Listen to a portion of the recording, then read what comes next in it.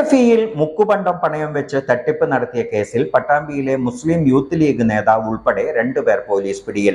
വിളത്തൂർ കാവുംപുറത്ത് മുഹമ്മദ് ഷരീഫ്, കൊരക്കോട്ടിൽ മുഹമ്മദ് അഷ്റഫ് എന്നിവരാണ് പിടിയിലായത്.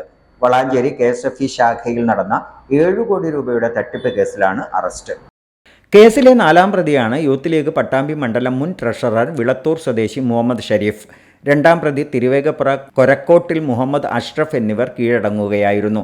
പ്രതികളെ വളാഞ്ചേരി പോലീസ് സ്റ്റേഷനിലെത്തിച്ചു. KSFE ശാഖയിലെ സ്വർണം പരിശോധിക്കുന്ന കൊളത്തൂർ സ്വദേശി രാജനെ കഴിഞ്ഞ ദിവസം വളാഞ്ചേരി പോലീസ് കസ്റ്റഡിയിലെടുത്തിരുന്നു. കേസിലെ മറ്റു പ്രതികളായ അബ്ദുൾ നിഷാദ്, റഷീദ് അലി എന്നിവർക്ക് വേണ്ടി അന്വേഷണം തുടരുകയാണ്.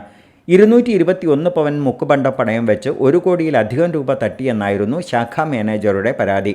7 കോടിയുടെ തട്ടിപ്പാണ് നടന്നതെന്ന് കണ്ടെത്തിയിരുന്നു. KSFE-യിലെ ഓഡിറ്റ് വിഭാഗം നടത്തിയ പരിശോധനയിലാണ് തട്ടിപ്പ് കണ്ടെത്തിയത്. പ്രതികൾ സമാനമായ രീതിയിൽ പലതവണ തട്ടിപ്പ് നടത്തിയെന്ന് പോലീസ് പറയുന്നു. കഴിഞ്ഞ വർഷം ഒക്ടോബർ 28-നും ഈ വർഷം ജനുവരി 18-നും ഇടയിൽ KSFE 79 അക്കൗണ്ടുകളിലായാണ് മുക്കുപണ്ടം പണയം വെച്ചത്.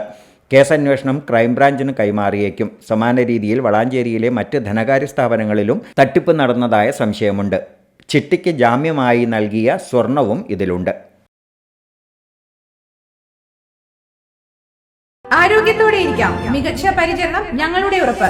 Shoranur medical trust, Shoranur.